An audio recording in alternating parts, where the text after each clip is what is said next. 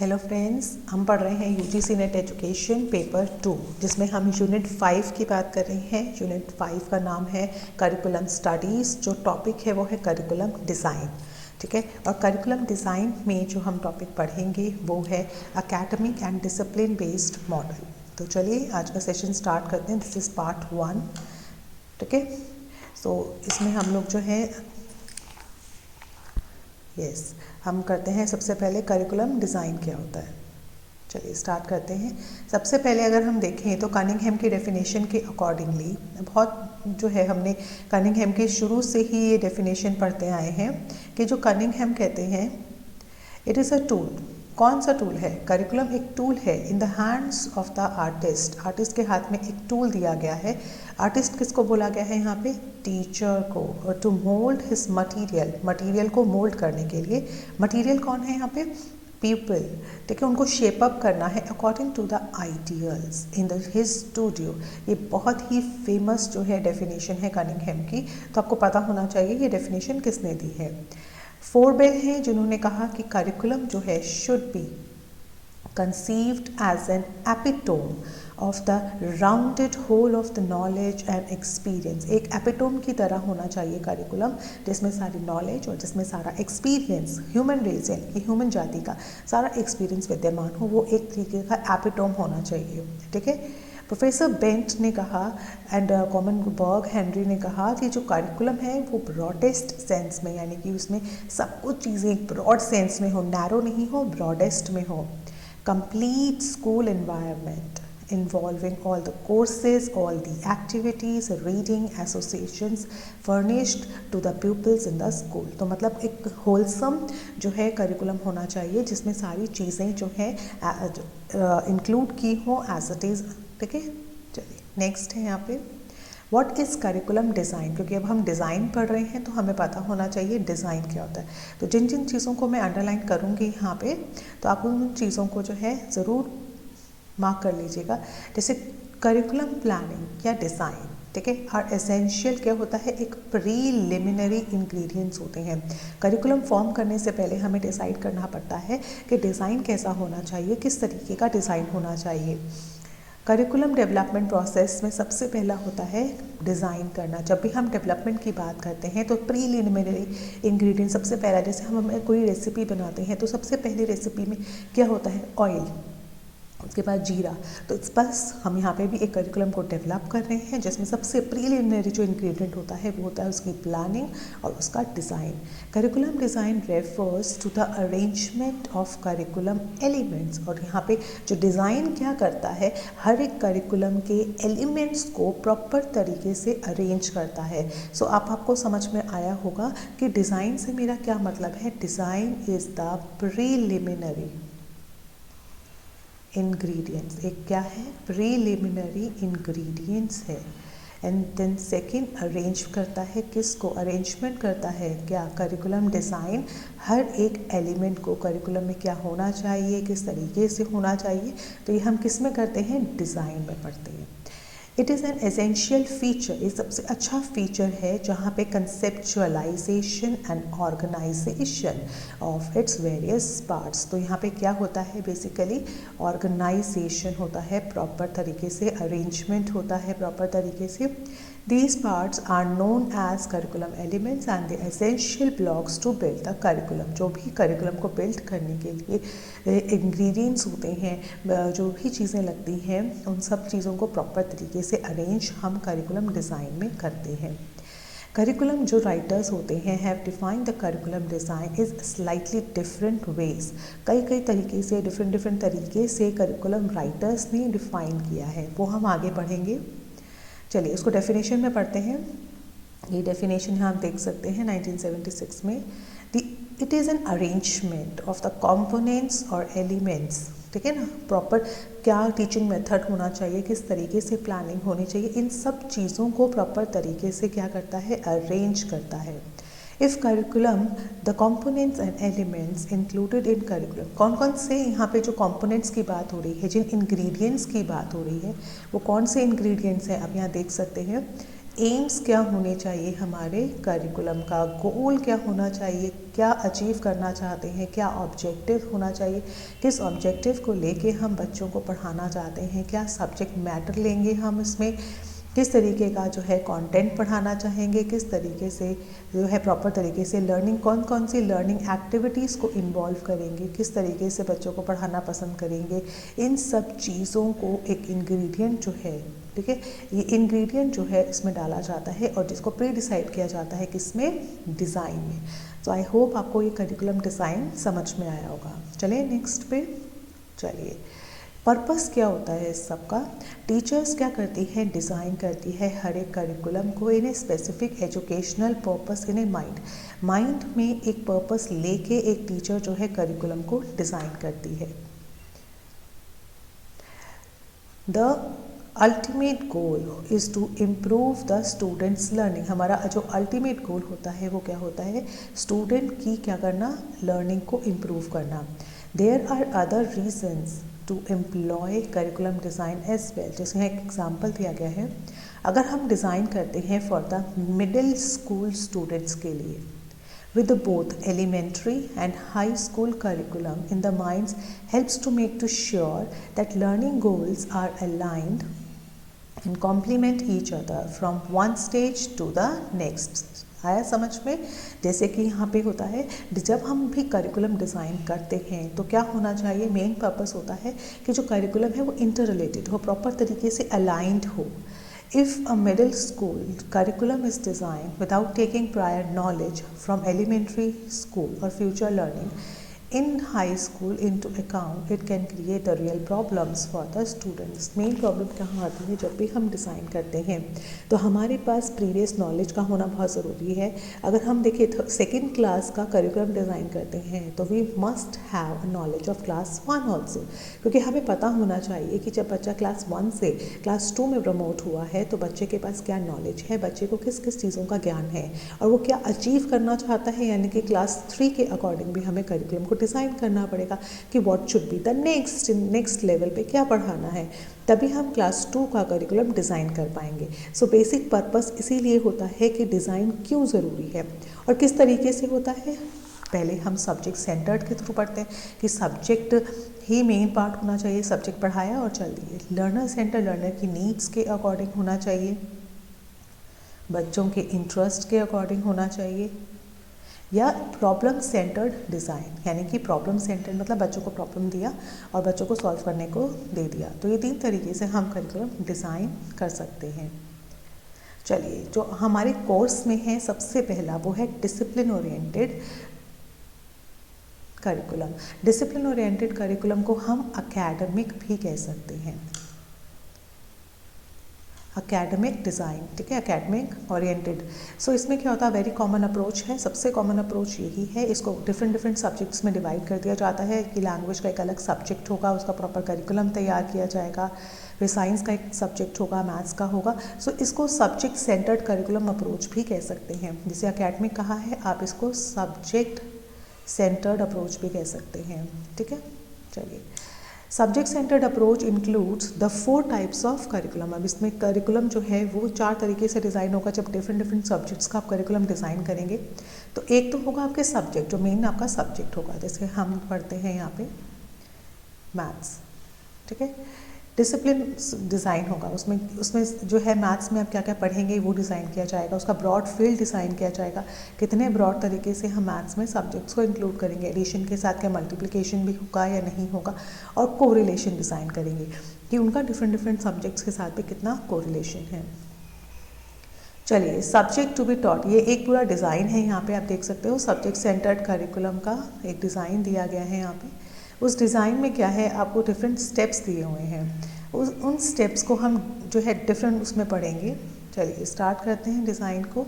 सबसे पहले हम कंटेंट पढ़ते हैं, ठीक है। सब्जेक्ट टू बी टॉट, कौन सा सब्जेक्ट है जिसे हमें पढ़ना है, तो सबसे पहले क्या डिसाइड होता है, कंटेंट कैसा हो।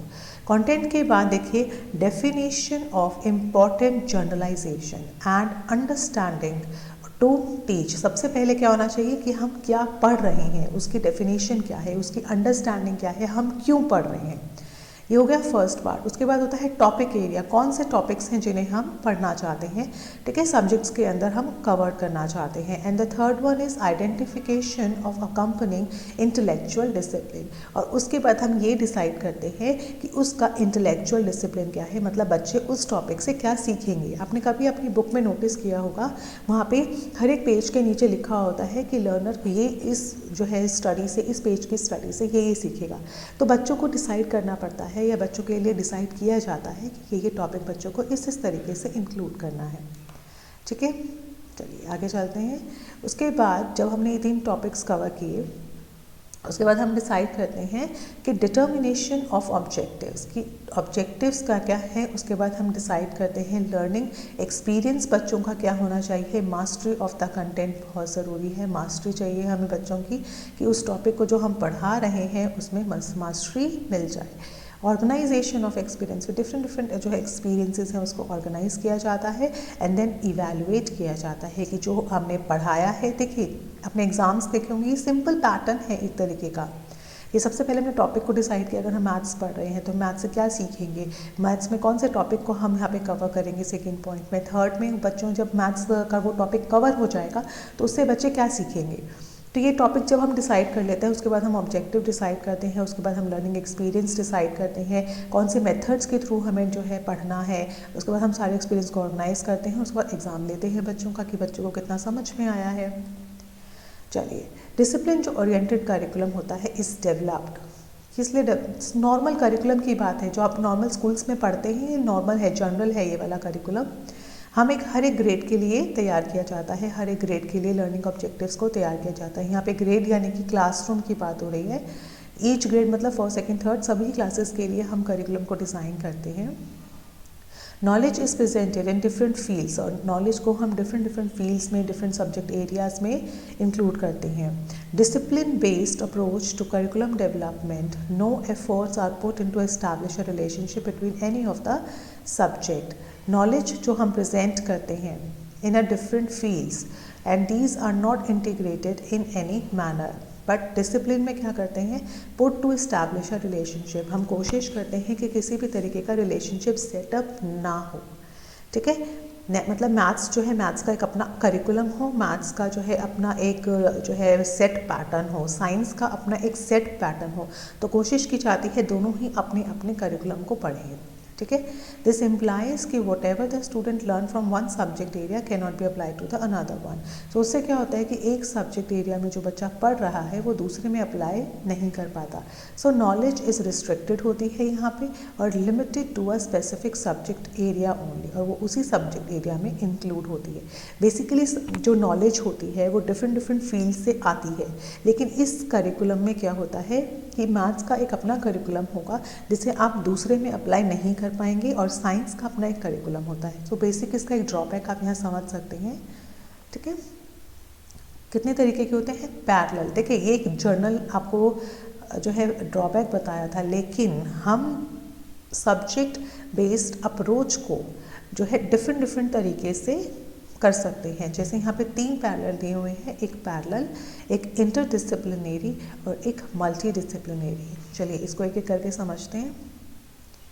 पैरेलल जो डिसिप्लिन डिज़ाइन होता है जिसमें हम देखिए ये this is also a part of the discipline based approach, ठीक है। उसका एक पार्ट है पैरेलल।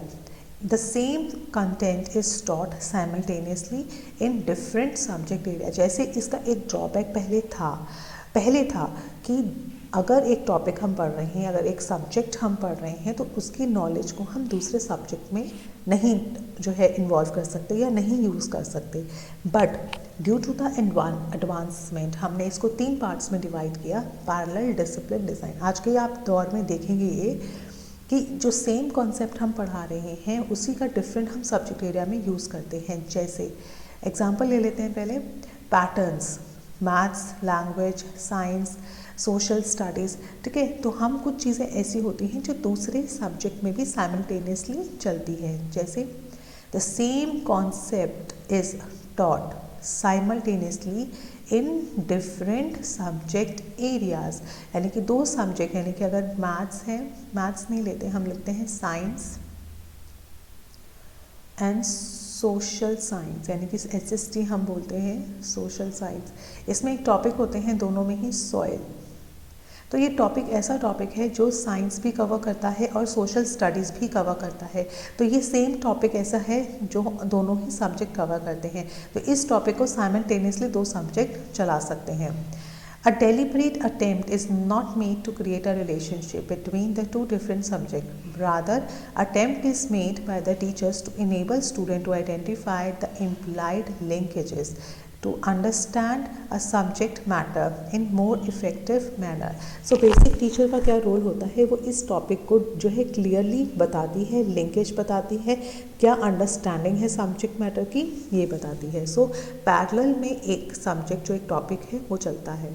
फिर है इंटरडिसिप्लिनरी। क्या होता है कि करिकुलम को क्या कर दिया जाता है, डिवाइड कर दिया जाता है इनटू स्मॉल कोर्सेज में, छोटे छोटे कोर्सेज में डिवाइड कर देते हैं, ठीक है, जहाँ पर all disciplines are integrated into the courses और द यूनिट्स। जैसे एक टॉपिक है सॉइल का, हमने भी पढ़ा, उसको उन्होंने 3 पार्ट्स में डिवाइड कर दिया, लाइक हम टाइप्स में, ठीक है, सॉइल्स के जो मैप होता है, हम सॉइल मैप होता है उसमें, तो ये हमने डिवाइड कर दिया, या टाइप्स हो गया है, मैप्स हो गया है, यूजेस हो गया है। तो इनको हमने क्या किया, करिकुलम को, जो सॉइल का करिकुलम था उसको स्मॉल स्मॉल कोर्सेज में डिवाइड कर दिया, जहाँ पे स्मॉल जो है कोर्सेज में डिवाइड करके जो भी डिसिप्लिन्स थे उनको इंटीग्रेटेड इनटू द कोर्सेज और the units.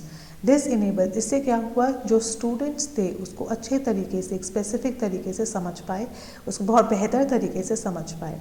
In this approach to discipline oriented, the discipline और subjects are mutually supported of each other. उससे क्या हुआ, टॉपिक्स का म्यूचुअली सपोर्ट होने लगा। सो इंटरडिसिप्लिनरी होता है कि अंडर द करिकुलम, कि करिकुलम को डिवाइड कर दिया स्मॉल स्मॉल कोर्सेज में, उसके बाद जो भी सब्जेक्ट्स थे उनको आपस में मिला जुला के पढ़ लिया।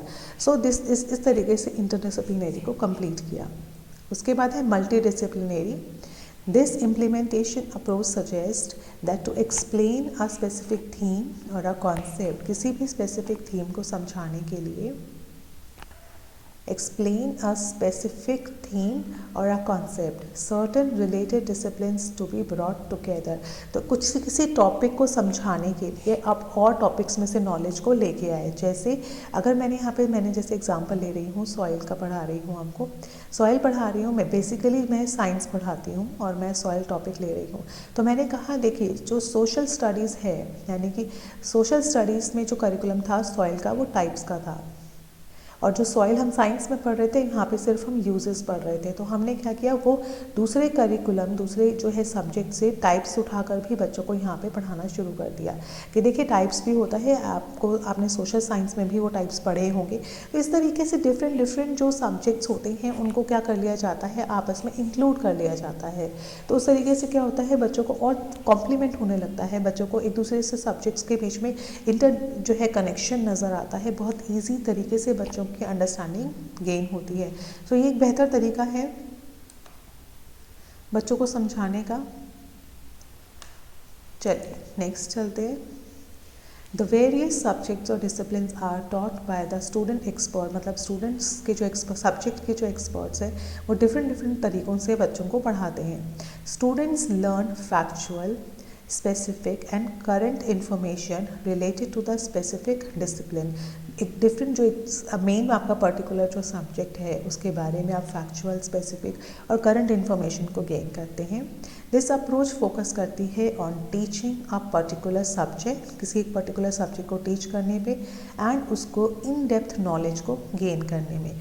ऑल अबाउट वेदर आप टॉपिक ले सकते हैं, मैंने जैसे साइंस का और सोशल स्टडीज़ में सॉइल का टॉपिक लेके इस जो है टॉपिक को समझाया है। आप वेदर ले सकते हैं, आप लैंड ले सकते हैं, आप एयर टॉपिक ले सकते हैं। तो इस तरीके से आप सोच समझ सकते हैं कि पैरेलल चीज़ें, मतलब पैरेलल जो फर्स्ट था हमारा, पैरेलल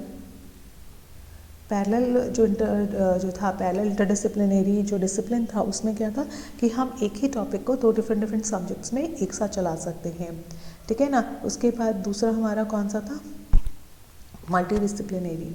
देखिए the second one is interdisciplinary, यानी कि करिकुलम को हम डिफरेंट जो है बांट के, जैसे हमारा करिकुलम में सब्जेक्ट है, जस्ट अ मिनट, करिकुलम में हमारा जो सब्जेक्ट है कौन सा है, मैथ्स है, डिफरेंट सब्जेक्ट्स होते हैं, मैथ्स है, साइंस है, सोशल स्टडीज़ है। तो उनमें कहा कि सोशल स्टडीज़ दोनों में ही एक कॉमन टॉपिक है सॉइल। तो उन्होंने क्या किया, सॉइल को जो है पूरे कंप्लीट तरीके से सारी चीज़ें बता दी ताकि वो दोनों ही जो है सब्जेक्ट में कंप्लीट हो गया। तो इस तरीके से जो है टीचर्स पढ़ाती हैं। उसके बाद जैसे मल्टी डिसिप्लिनरी था कि डिफरेंट टॉपिक्स को इंटर रिलेट करके पढ़ा दिया जाता है, वहाँ से उठा के नॉलेज को यहाँ पे जो है पढ़ा दिया जाता है। तो इस तरीके से काम होता रहता है। चलिए नेक्स्ट है, यहाँ पे हम पढ़ रहे थे यस अब इसके लास्ट में हम पढ़ते हैं कि what are the main characteristics. ठीक है, कैरेक्टरिस्टिक्स पढ़ते हैं ताकि और चीज़ें जो हैं साफ होती चली जाएं। The focus is on listening to lectures, studying from text books and studying from assessment. तो डिसिप्लिन जो है बेसिक उसमें क्या होता था कि लेक्चर्स को सुनना, टेक्स्ट बुक्स में से पढ़ना। Teacher is more interested in ensuring the text book knowledge is important. मतलब टीचर्स का मेन फोकस होता है जो टेक्स्ट बुक्स में नॉलेज है वो बच्चों को देना। Subject need to be learn, subject को हमें पढ़ना होता है एक सेट लिमिट टाइम में और एक स्पेसिफिक कॉन्टेक्स्ट को हमें कंप्लीट करना होता है इसमें। स्टूडेंट्स कैन बी असेस्ड, और स्टूडेंट को फिर एट द एंड हम उसको टेस्ट कर लेते हैं उसकी नॉलेज कितनी है, उनको कितना जो है समझ में आया है। टीचर्स सेट स्टैंडर्ड्स, टीचर क्या करती है, स्टैंडर्ड्स को सेट कर देती है बच्चों के लिए। Which entail the studying and learning what each subject has to offer. देखिए बेसिक जो आपके स्कूल में होता है वो यही सब होता है कि आपके एक सेट लिमिट टाइम में आपको एक करिकुलम, एक अपना जो है सब्जेक्ट को कंप्लीट करना होता है, उसको असेस करना होता है कितनी नॉलेज आपने गेन की है, टेक्स्ट बुक्स उसमें कवर की जाती हैं। सो मेन जो ये टाइप है वो नॉर्मल स्कूल्स में फॉलो होता है। टीचर्स फोकस करती हैं बच्चों की ड्रिलिंग में, यानी कि प्रोजेक्ट मेथड करके, ब्रेनस्टॉर्मिंग करके बच्चों को कोशिश की जाती है कि ज़्यादा से ज़्यादा समझ में आए। Several measures are taken to ensure that students learn the subject matter well. मतलब ये इंश्योर किया जाता है कि बच्चों को सब्जेक्ट मैटर अच्छे तरीके से समझ में आए। The subject matter and content chosen in such that is prepares the student for the adult life। और वो जो सब्जेक्ट्स यूज़ किए जाते हैं, जो सब्जेक्ट मैटर बच्चों को पढ़ाया जाता है वो इस तरीके से किया जाता है कि बच्चे अपनी एडल्ट लाइफ के लिए प्रिपेयर हो जाए। In other words content does not focus on the immediate needs of the student. बच्चों की इमीडिएट नीड पे बेस्ड नहीं होता बल्कि फ्यूचर नीड्स पे बेस्ड होता है। This approach lays emphasis on frequent test to know how well a student has learned a specific concept। इसमें ये देखा जाता है कि कितने तरीके से और कितने फ्रीक्वेंट तरीके से बच्चों को स्पेसिफिक टॉपिक्स जो है वो समझ में आता है। राइट, सो आप ये देख सकते हैं। इसके कुछ डिसएडवांटेजेस भी हैं यहाँ पे। डिसएडवांटेजेस क्या होते हैं, देखिए वेरियस सब्जेक्ट्स और डिसिप्लिन। बहुत सारे जो सब्जेक्ट्स होते हैं are taught to the students by subject experts. ठीक है, यहाँ पे सब्जेक्ट एक्सपर्ट्स पढ़ाते हैं, तो ये तो एक डिसएडवांटेज नहीं बल्कि क्या हुआ, ये तो फ़ायदा हुआ हमारा। तो ये गलत पे आ गया है। It focuses more on the development of the cognitive skills of the learners rather than actual learning needs. तो यहाँ पे मेन जो फोकस होता है वो किस पे होता है, कॉग्निटिव स्किल्स पे होता है। यहाँ पे कोई प्रॉपर आपकी एक्चुअल नीड्स को कंप्लीट नहीं किया जाता है, यहाँ पे सिर्फ आपको एक कॉग्निटिवली स्किल्ड कर दिया जाता है, बुकिश नॉलेज दे दी जाती है बच्चों को। यहाँ कोई ऐसा नहीं है कि आपको होलसम डेवलपमेंट ज़रूरी है, यहाँ पे अकेडमिकली ही पढ़ाया जाता है। बच्चों को फैक्चुअल, स्पेसिफिक और करंट इन्फॉर्मेशन दे दी जाती है। बेसिकली इनका मतलब होता है कि सब्जेक्ट कंप्लीट होना चाहिए। Knowledge is presented in different fields and subject areas. जो नॉलेज है, जो ज्ञान है, वो बच्चों को पढ़ाई जाती है डिफरेंट तरीके से। There are not integrated in any manner somewhere. मैंने जैसे आपको बताया कि जो प्रीवियस तरीका होता था उसमें क्या होता था, कहीं ना कहीं वो आपस में इंटररिलेट नहीं होती थी। तो बेसिक जो मोटो होता था वो ये होता था, नॉलेज को जस्ट इम्पार्ट कर दिया जाए। Curriculum development, no efforts are put into establish a relationship between any of the subjects। मैंने जैसे आपको बताया ना, एक पहले क्या होता था कि डिसिप्लिन ओरिएंटेड करिकुलम होता है, उसमें क्या होता था, कुछ भी इम्पार्ट नहीं किया जाता। ठीक है, students may not learn all the subject equally well. Subject जो है वो इक्वली हर एक सब्जेक्ट को नहीं पढ़ सकता। And may not be interested in learning all of them. ठीक है, और ना ही सारे ही सब्जेक्ट्स को पढ़ने में वो इंटरेस्ट दिखाता है।